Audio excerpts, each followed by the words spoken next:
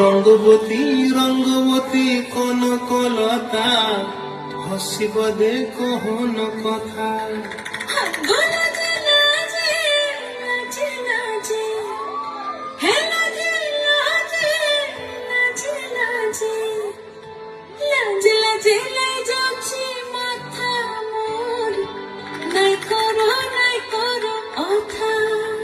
আরে মিত্র ভানু বন্তিয়ার কথায় প্রভুদত্ত প্রধান করিল সুর।